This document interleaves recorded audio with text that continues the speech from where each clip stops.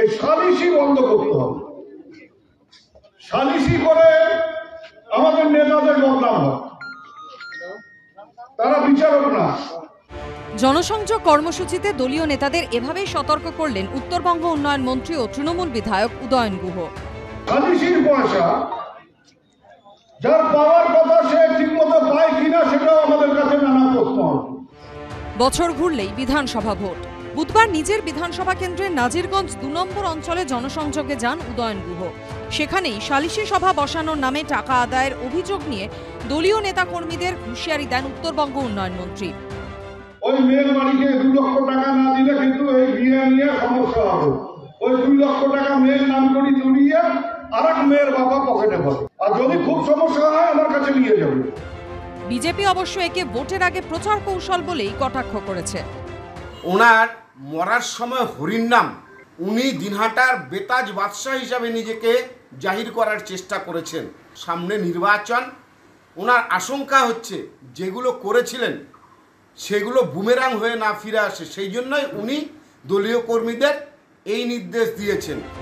দলেরই নেতাকর্মীদের একাংশের বিরুদ্ধে সালিশির নামে টাকা আদায়ের কথা বলছেন খোদ মন্ত্রী। এ বিষয়ে প্রতিক্রিয়ার জন্য ফোন করা হলেও মন্তব্য করতে চাননি উদয়ন গুহ। শুভেন্দু ভট্টাচার্য রিপোর্ট, এবিপি আনন্দ, কোচবিহার।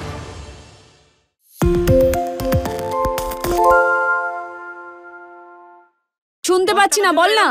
আরে 10 টাকাটা ব্যাপার নয়, আজকে 40 টাকা দিচ্ছি, কারণ 40 টাকা। বাংলা গলাবাজি চায় না, বাংলা খবর চায়।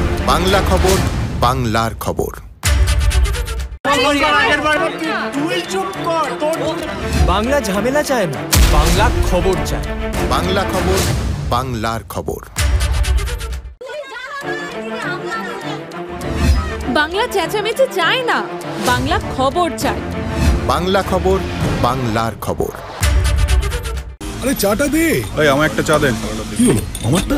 বাংলা পক্ষপাত চায় না, বাংলা খবর চায়। বাংলা খবর, বাংলার খবর। পালিয়েছি তাই নাকি? রাত্রে বাংলা গুজব চায় না, বাংলা খবর চায়। বাংলা খবর, বাংলার খবর।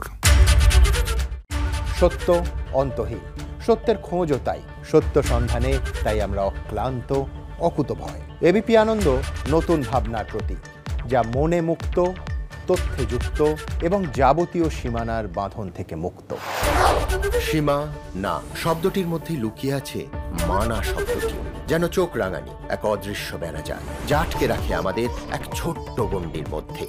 একমাত্র সঠিক খবরই গড়ে তুলবে এক মুক্ত সমাজ। সেই জগৎ গড়ার লক্ষ্যে কোনো সীমানার ঠুকুটি আমরা মানব না। এবিপি আনন্দ এগিয়ে থাকে, এগিয়ে রাখে।